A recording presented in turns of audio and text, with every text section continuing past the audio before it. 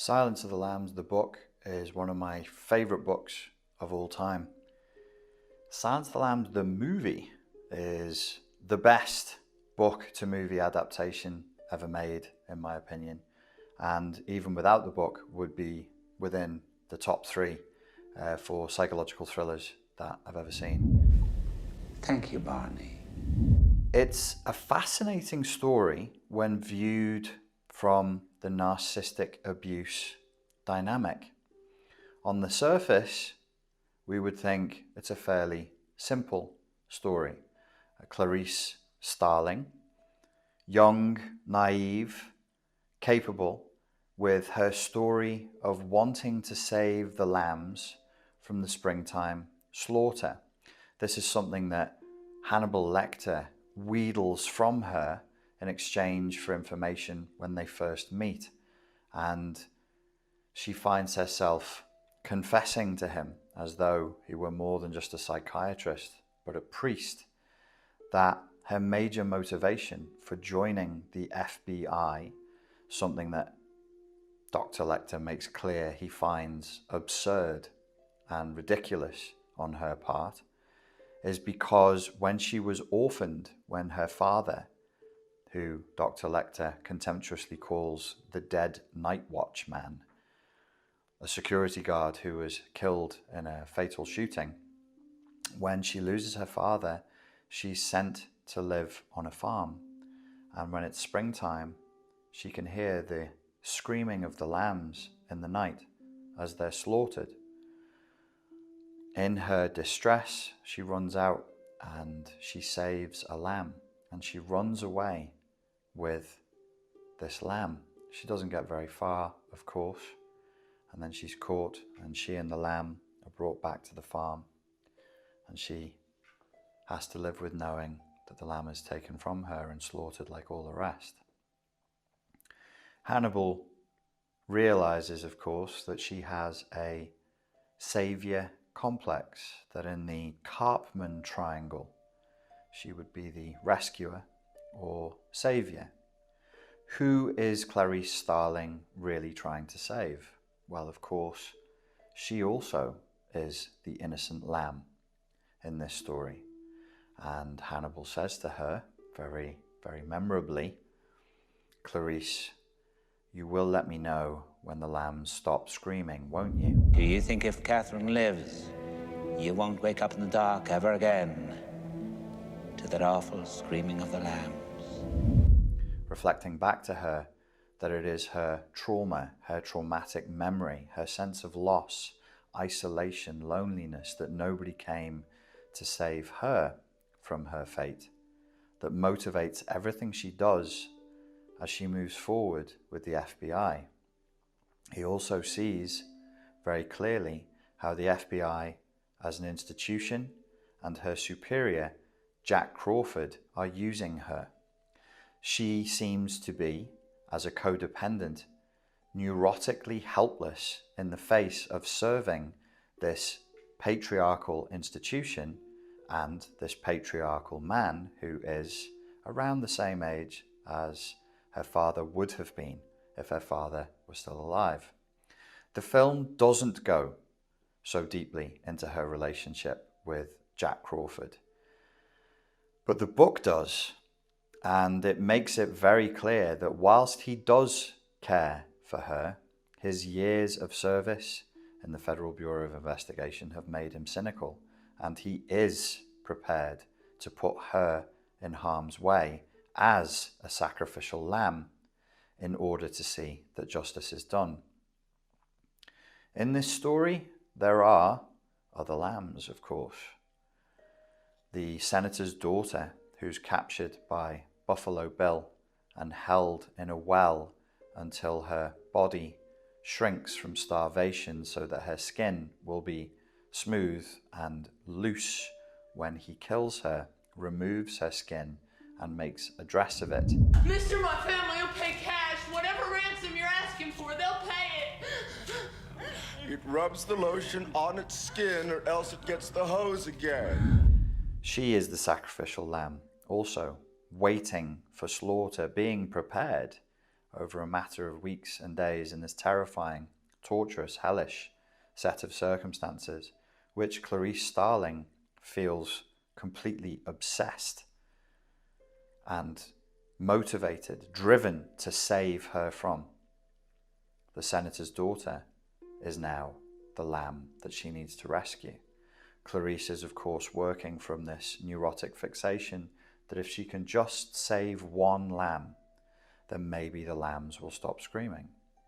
Dr. Lecter can see very, very clearly that the lambs will never stop screaming, and that there will always be people who are vulnerable, always people who are being predated upon by those who have chosen a darker path, the narcissists, the psychopaths of the world, the serial killers, the torturers, the murderers, the kidnappers, and so on. You still wake up sometimes, don't you? You wake up in the dark and hear the screaming of the lambs. Yes. He does try to warn her many times. He does try to teach her. He even offers her moments of potential therapeutic insight. At one point in the book, he says to her, "When the rabbit is caught in the trap, it screams. Its screams bring the fox running, but not to help, Clarice, not to help."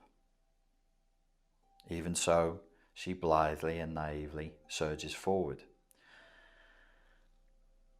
So, in a sense, it's a tragic story. It can never work out well for Agent Starling, no matter what she does. And as the books and the story develop, I think it over a 20-year cycle, she actually rises high in the FBI, and she does very, very well. And to her horror, and to the prediction of Dr. Lecter, who turns out to be her only true ally in the world, in the final analysis, the higher she rises, the more at risk she is from the predators within the FBI. So the predator-prey dynamic is not the sole dominion of criminals and victims. It transpires to be, as Hannibal Lecter warns her, intrinsic to human nature. There will always be predators, there will always be prey. A deeply cynical and psychopathic worldview, but also one that closely represents a harsh reality of our world. Is Hannibal Lecter a narcissist or a psychopath? The repugnant and obnoxious Dr. Chilton is a narcissist and is extremely vain and possessive of Hannibal Lecter. I keep him in here. Dr. Chilton. If Lecter feels that you're his enemy, then, well, maybe we'll have more luck if I go in by myself. What do you think? You might have suggested this in my office and saved me the time. Yes, sir. Then I would have missed the pleasure of your company, sir.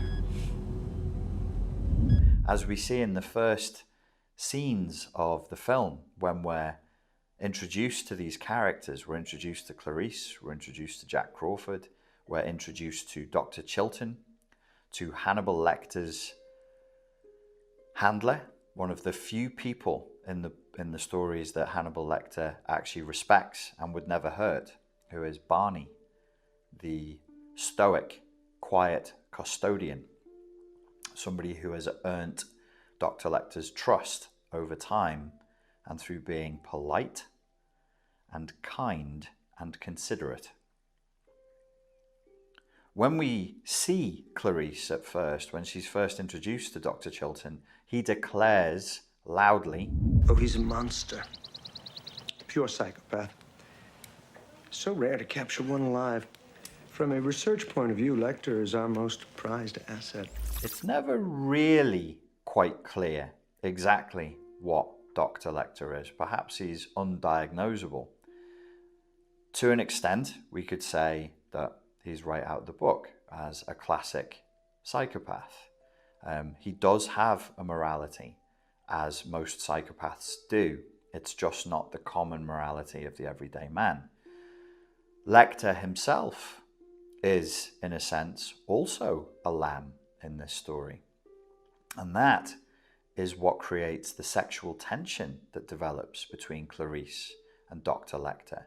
In fact, you could say that Clarice Starling, for all of her efficiency, her toughness, and her moral virtue, actually has quite a vulnerability when it comes to a father complex.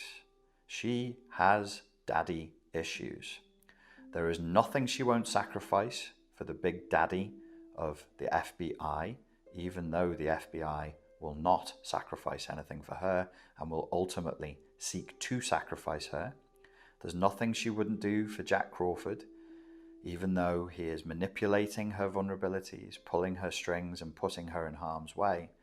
And ultimately, in the final round of the story of Silence of the Lambs, if you read the books, there's nothing that she won't do for Dr. Lecter. And in fact, one day, as unlikely as it seems, they become lovers. No, I came because I wanted to. People will say we're in love. Proving that the sexual frisson that we see in the first scenes between each other actually can flower and develop into a full-blown relationship. And they live together in the end of the series. Though it is a little odd, and it's not really clear whether this is the collective unconscious fantasy of these two characters or whether this is supposed to be taking place in real life. Hannibal Lecter to her is a powerful, intelligent, worldly, traveled father figure. He is not, whilst he is an American citizen, he's not American born. He is Lithuanian. He is of noble descent. He represents the foreign, the exotic, that which is of culture, that which is of history. Indeed, these are the things that he seems to be obsessed with. And we see these symbols with his chalk etchings, his charcoal etchings in his cell of cathedrals that have collapsed, that he can draw with intricacy from memory. That is the Duomo seen from the Belvedere. Do you know Florence? She is attracted to him because he has what she wants. He has status, power, and education, and culture. He knows this, and he taunts her with it, telling her that her accent, her mode of speech makes her sound like a hick. He says, with your good bag and your cheap